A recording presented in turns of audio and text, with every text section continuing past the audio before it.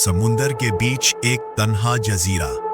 ये है अल्कात्राज, दुनिया की सबसे सिक्योर जेल। यहाँ अमेरिका के सबसे खतरनाक कैदियों को रखा जाता था, जैसे कि cold blooded killers, mafias, dons और अमेरिका के सबसे शातिर दिमाग और खतरनाक कैदी। यहाँ सिक्योरिटी का ऐसा निजाम था कि एक परिंदा भी यहाँ पर नहीं मार सकता था। 24 घंटे guard, electric fencing, steel doors और चारों तरफ से घिरा हुआ ठंडा समुंदर। अल्कात्राज का सिर्फ नाम ही काफी था किसी भी कैद को खामोश करने के लिए। लेकिन फिर 1962 में कुछ ऐसा हुआ जिसने अल्कात्राज की पूरी इज्जत, उसका डर, सब कुछ मिट्टी में मिला दिया। एक ऐसा केस जो आज भी FBI के लिए मिस्ट्री बना हुआ है। अस्सलाम वालेकुम दोस्तों, आप देख रहे हैं हदान स्टोरीज, जहां हम आपको दिखाते हैं दुनिया की असल कहानियां, उन कहानियों का सच जो आम नजरों से छुपा होता है।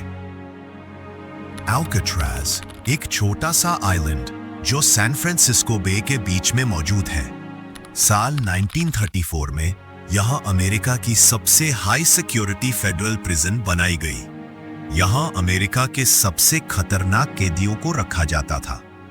यहां की हाई सिक्योरिटी की वजह से यहां से फरार होना नामुमकिन समझा जाता था। ठंडी, तेज लहरों वाला समुंदर, स्ट्रॉन्ग करंट्स और टाइट सिक्योरिटी सिस्टम, इसी वजह से इस जेल को द अनएस्केपेबल कहा जाता था। लेकिन वहां की अथॉरिटीज के होश तो तब उड़े जब 12 जून की सुबह 7 बजे 3 कैदी फ्रैंक मॉरिस, जॉन एंगलिन और क्लैरेंस एंगलिन गायब हो चुके थे। उनके बेड्स पर सिर्फ उनके नकली सर मौजूद थे और उन तीनों के सेल की दीवार में 24 इंच बड़े होल्स थे, जहां से वो तीनों कैदी फरार हुए थे। फौरन इस इंसिडेंट की इन्वेस्टिगेशन शुरू की गई और अथॉरिटीज के होश तो उस वक्त उड़े जब उन्हें मालूम हुआ कि 3 नहीं बल्कि 4 सेल्स की दीवार में 24 इंच बड़े होल्स किए गए थे। ये चौथा सेल एलन वेस्ट नामी कैदी का था, जो किसी वजह से आखिरी मौके पर अपने सेल से भाग नहीं सका था। एलन वेस्ट समझ चुका था कि अब उसका बचना नामुमकिन है, लिहाजा उसने अपना और अपने साथियों का सारा प्लान बता दिया और जो बातें उसने अथॉरिटीज को बताई थीं, वो किसी फिल्मी सीन से कम नहीं थी। फ्रैंक मॉरिस एक ऐसा कैदी था जिसका IQ एक्सेप्शनल था और वो ही इस पूरे प्लान का मास्टरमाइंड था। और उसके साथ थे जॉन और क्लैरेंस एंगलिन, 2 भाई जो बैंक रॉबरी के जुर्म में अपनी सजा इस जेल में काट रहे थे। चौथा कैदी एलन वेस्ट भी उनके साथ था और उन चारों ने एक ऐसा प्लान बनाया जो अल्कात्राज की तारीख में पहली बार लिखा गया। एलन वेस्ट, जो उन चारों में सबसे पुराना कैदी था, वो इस जेल के एक ऐसे लूप होल के बारे में जानता था जिसके जरिए अल्कात्राज से आसानी से भागा जा सकता था। दरअसल उस जेल के सेल ब्लॉक B के पीछे एक पुराना सर्विस पैसेज मौजूद था जो काफी अरसे से खाली था। एलन ने अपने 3 साथी फ्रैंक, जॉन और क्लैरेंस को इस पैसेज के बारे में बताया। फ्रैंक मॉरिस, जो इस पूरे प्लान का मास्टरमाइंड था, उसने प्लान बनाया कि वो लोग इस पैसेज के जरिए पीछे के यूटिलिटी कॉरिडोर में जाएंगे, जहां सिक्योरिटी भी कुछ खास नहीं होती। और का रास्ता ऊपर की तरफ जाता है, जहां से वो जंप करके पीछे के रास्ते से अल्कात्राज की 20 फीट दीवार के पार जाएंगे, जहां से वो अपनी बनाई हुई राफ्ट के जरिए समुंदर में कूद जाएंगे और उस राफ्ट पे तैरते हुए सबसे करीबी आइलैंड द एंजल आइलैंड तक जाएंगे, जो वहां से सिर्फ 2 मील दूर है। सबसे पहले उनकी कोशिश थी कि उनको सेल ब्लॉक B में ट्रांसफर कर दिया जाए। काफी कोशिशों के बाद बिल आखिर उन चारों को सेल ब्लॉक B में ट्रांसफर कर दिया गया और उनकी खुशकिस्मती थी कि उन चारों को एक बराबर में ही सेल्स भी दे दिए गए, जिससे वो चारों आपस में आसानी से कम्युनिकेट कर सकते थे। अब सर्विस पैसेज तक जाने के लिए उनको अपने अपने सेल की पीछे की दीवार में होल करना था, जिसके जरिए वो सर्विस पैसेज तक पहुंच सके। वो चारों मुस्तकिल 6 महीने तक हर रात अपने सेल्स के पीछे की दीवार को खोदते रहे। इसके लिए वो चम्मच और कांतों का इस्तेमाल करते थे। शोर को छुपाने के लिए उन्होंने समुंदर की लहरों और जेल के इंडस्ट्रियल फैंस का सहारा लिया, और ये काम वो ज्यादातर जेल के म्यूजिकल आर में करते थे, क्योंकि उस वक्त म्यूजिक का शोर भी होता और जेल का स्टाफ भी बिजी होता था। पीछे यूटिलिटी कॉरिडोर तक पहुंचने के लिए उन्होंने वेंट सिस्टम का इस्तेमाल किया।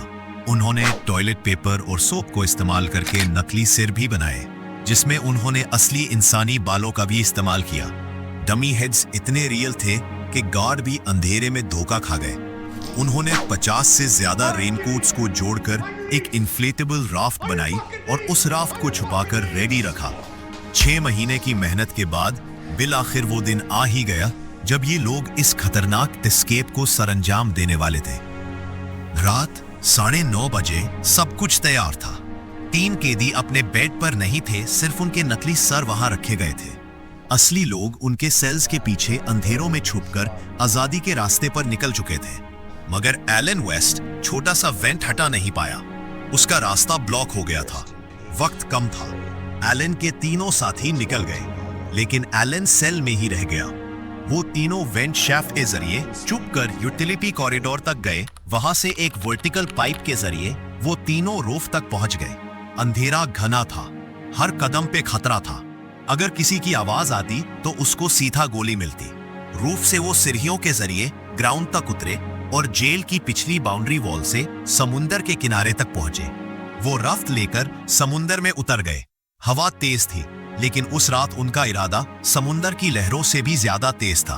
उस रात उन 3 आदमियों ने अपने पीछे एक ऐसी मिस्ट्री छोड़ दी थी जो आज भी एफबीआई के लिए सर का दर्द बनी हुई है।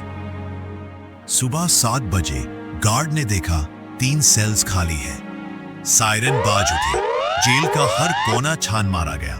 एलन वेस्ट को फौरन अलग कर दिया गया और उसने ही अथॉरिटीज को पूरी कहानी सुनाई। पर सबसे बड़ा सवाल यह था कि क्या वो जिंदा थे? क्या उन्होंने सच में समुंदर पार कर लिया था, या समुंदर ने उन्हें हमेशा के लिए निगल लिया था?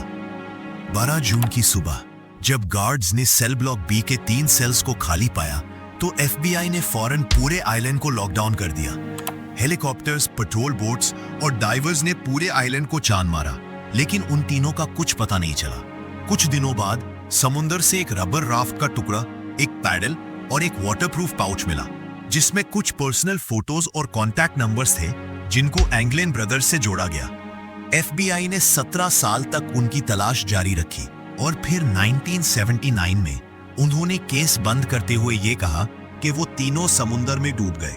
लेकिन सबूत इस बात को सपोर्ट नहीं करते, क्योंकि कोई बॉडी कभी नहीं मिली और एक्सपर्ट्स ये मानते हैं कि किसी करीब आइलैंड जैसे कि एंजल आइलैंड तक पहुंचना मुमकिन था। कॉन्स्पिरेसी थ्योरीज ने इस कहानी को और भी गहरा बना दिया है। 1975 में एंगलिन फैमिली को एक फोटो मिली जिसमें ब्राजील में 2 आदमी खड़े हैं, जिसको एंगलिन ब्रदर्स से जोड़ा गया। 2013 में एफबीआई को एक अनोनिमस लेटर भी मिला जिसमें लिखा था, मैं जॉन एंगलिन हूं और मैं जिंदा हूं। लेकिन एफबीआई का कहना था कि वो लेटर फेक है। यूएस मार्शल्स ने आज तक ये केस बंद नहीं किया।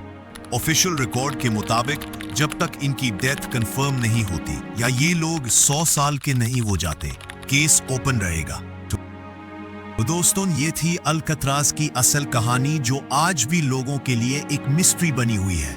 अगर आप चाहते हैं कि हम ऐसे टॉपिक पे मजीद वीडियो बनाएं तो वीडियो को लाइक और शेयर जरूर करें और चैनल को सब्सक्राइब करें ताकि हमारी वीडियोस के नोटिफिकेशंस आपको मिलते रहें। मिलते हैं अगली शानदार वीडियो में। तब तक के लिए अल्लाह हाफिज।